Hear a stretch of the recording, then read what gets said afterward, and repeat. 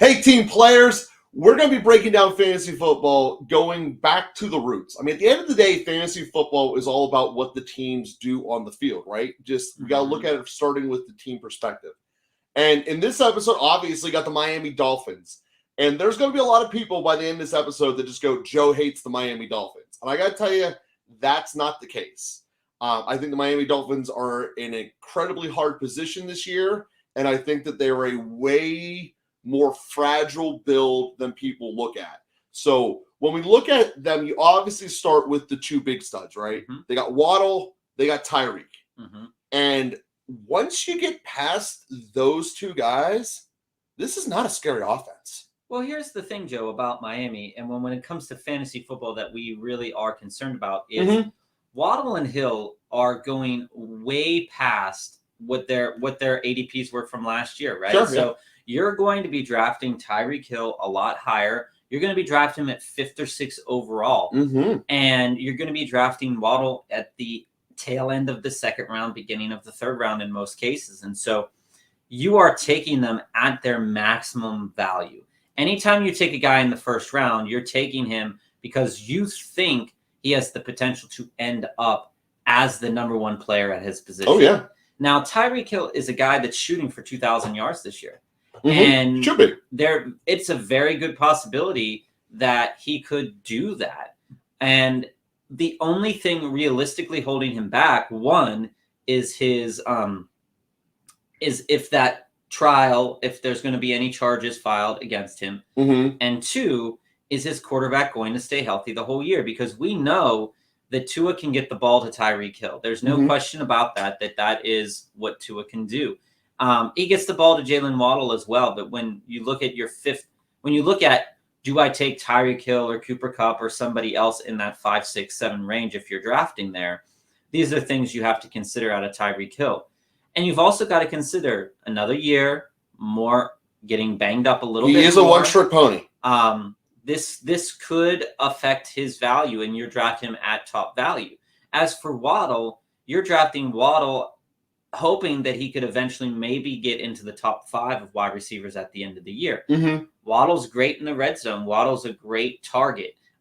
Tua does like Waddle as well. And when you look at what this team offers you at other positions, the running back situation is a gigantic mess. You have a chain, you have Wilson, you have Mostert. A chain is a speedster. Wilson is average at best. And Mostert is pretty much... Mostert was a speedster. Yeah, Mostert's pretty much, being drafted at the tail end. So you're not aiming for their running backs at all. So they're getting drafted 11th, 12th, 13th, 14th round. And basically, if one hits.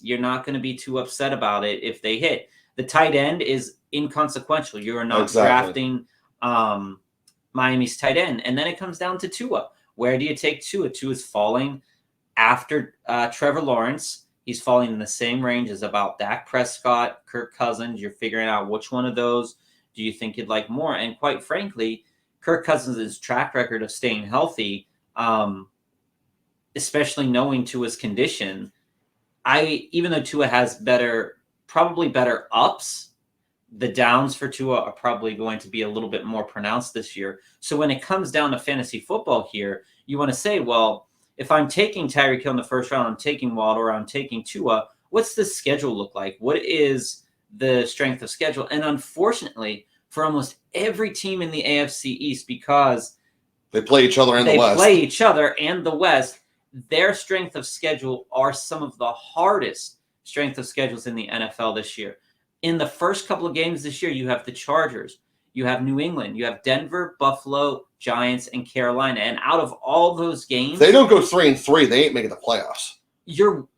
Not only are you worried about their game totals by the end of the year, because that will tell you, are these studs going to stay in as it gets down to the wire here?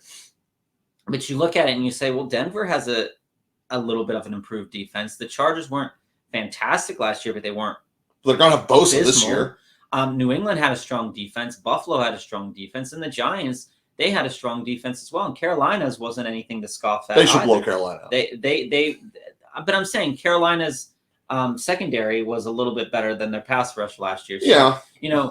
you're looking at this and you're saying, well, in these first 6 weeks of the season, are my studs going to stand out? And quite frankly, I don't see it. And particularly when you get to the middle chunk of that season as well, outside of the Raiders, you're getting some tough matchups too for Tyreek Hill and for Waddle. Philly, New England, Kansas City, the Jets. I mean, that's not a fun stretch. And here's the other backdrop that we need to bring into the schedule. Miami has a bottom third offensive line. And the way that they essentially attacked defenses last year, when we look at on the field, how would they be able to be stopped? If Tua did not have his first read open, he basically got sacked. I mean, he was one of the slowest processors in the league. And that was before the concussion, which does not help your processing speed. It's a fact. So this team, if either Tyreek or Waddle lose a step, especially Tyreek, and he can't make that first read initially off the ball, this team is incredibly in trouble. And one of the telling things is they make huge plays that people remember. Tyreek running, throwing up the deuces, and just outrunning everyone. Waddle doing the same thing, doing a stupid little penguin dance. They only average 6 yards per play. When you're getting those kinds of explosives, you should be north of 7, which means their run-of-the-mill consistency is not there. They only convert roughly a third of their first downs, and that counts the penalties. So this team, yes, it has two incredibly shiny features, but to stop the Miami Dolphins, whoever is going to be the team that hits Tyreek so he doesn't run is going to be the one that does it. And the two teams on their schedule that are notorious at doing this are the Patriots, who they play early, and then as well as the Ravens, which is, unfortunately, that's out the second last game, but that's what they have on their schedule. They have the fact that if Tyreek goes down, it's going to be an issue for them. On that note, I am willing to bet this with everything I own for people who are out there taking Tyreek number 1 or in the first round. He will not have a better fantasy year than Jalen Waddle. He will not. Yeah, I stand by that. That's the danger of when you're looking at first round. You're aiming to get that position player that you're taking in the first round has potential to reach the number 1 of that position. And I just stated a couple minutes ago that Waddle right now, we're hoping that he gets top 5 numbers. And as you just said, you are believing that Waddle could do better than Tyreek Hill this year. And Waddle's a much better football player. Just Tyreek has a higher extreme in his speed. There's a very good possibility that happens because, as we know, what Miami did last year, they passed the ball 61.97% of the time, so almost 62% of the time. So this is why you see those pass catchers from that team getting drafted in the first and second round, and you see the rushers getting drafted in the 10th, 11th, 12th round because those rushing yards aren't going to be there. Yeah, if you're rushing the ball less than 40% of your plays. Say you're running 60 plays in a game, that's going to put a lot on Tua, and that's the other problem with this. Let me finish this thought here. Is that's the danger that we're kind of cautioning people about with Miami.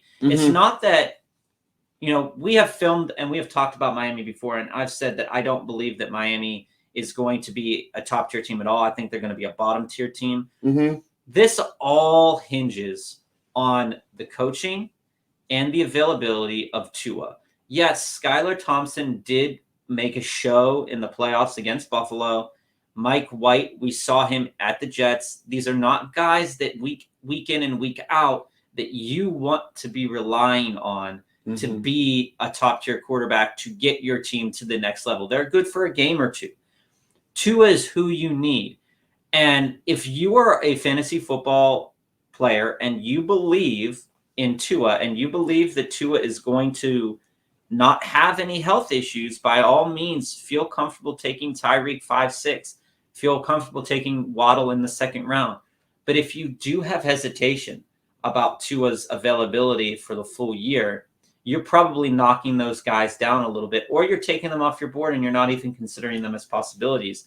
The guy out of all of these that you probably do want because the return on the value is going to be higher is Waddle. Oh, yeah. The Waddle is the player that out of Waddle should be going at the first turn. He should be going right after Diggs. Like, it's Waddle and Devontae Adams. I have them as equals. Well, that's very bold to say. Not in terms of talent on the field, yeah. given their situation. Because this is the other part with the Miami Dolphins.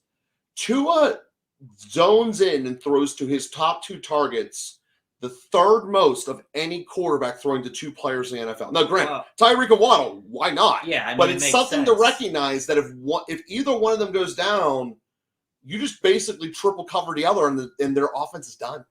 Well, and that's the danger here. And so you can't predict injuries, but you do have to keep those in the back of your mind. You can predict to us. And that's one of the reasons why we're saying here is that out of all of the Miami players that you would probably want on your team, Waddle is the most attainable. You make sure that with Waddle, you already have a top tier talent at the position. So you could either be taking Jefferson or McCaffrey in the first round. You could be taking Eckler. You could be taking Kelsey potentially at that first round. And then the second round, getting Waddle, you get a little bit better value knowing that he was super productive last year. Joe, if you pull up his stats really quickly, just to compare them a little bit here. So knowing these stats, Joe, and when you pulled them up, Waddle last year went for 75 receptions, 1,356, and 8 touchdowns. And Hill had 119 receptions, 1,710 yards, 7 touchdowns. There is not a slight possibility in the world that Tua is going to throw the ball to him 170 times like he did this year. Mm-hmm. So you would be drafting Hill hoping for last year's fantasy numbers. And if you're hoping for last year's fantasy numbers, he says he's shooting for 2,000. But maybe he'll get them in fewer receptions because the odds of him going again for 119 receptions or 170 targets here is astronomical. Whereas Waddle's total could totally go up. 75 receptions on 117 targets. If he improves those receptions and gets maybe 90 receptions, maybe 95 receptions, he could totally be at 1,500 yards, and we can see him get almost the same amount of touchdowns because he gets an extreme amount of usage in the red zone. He does. So when I look at it and I say, well, which of these players would I rather have on my team for fantasy? I'm looking at Waddle 100% of the time over Hill, especially considering Hill's legal trouble. Waddle in the second round seems like one of the safest second-round choices that you can make. We're going to do the Jets a little bit later on in the week. I'd way rather have Waddle over Wilson. And on the Tyreek thing, to finish your point with, he got targeted 170 times last year. There's only 3 players in the NFL that got targeted more than 155 times last year. Adams, J-Jeff, and Tyreek, which means there is no more upside for here. And this is why I'm pushing the Waddle agenda in here. Waddle can easily get that spread of 30 extra balls thrown his way instead of Tyreek's. Now Tyreek is getting thrown 140, much more reasonable. That puts him much more in the Stephon Diggs mode as far as targets his way. Jamar Chase only got thrown 134 his way, for example. But that balances out the two of them between Waddle and Tyreek, and I believe that is much more likely moving forward as the season goes on. Well, the more approachable way to think about it as well along those lines is that Hill caught 119 out of 170. Waddle caught 75 out of 117. If Waddle even catches just a couple more of those balls thrown his way, if they're not inaccurate or if they're not, catchable balls, well, you want to look at catchable balls. And so you say, okay, well, Tyreek caught 119. He seems to be schedule proof. He seems to be bulletproof. Well, yes and no, in a way, is that you're already looking at a guy who relies on the speed, who can get injured.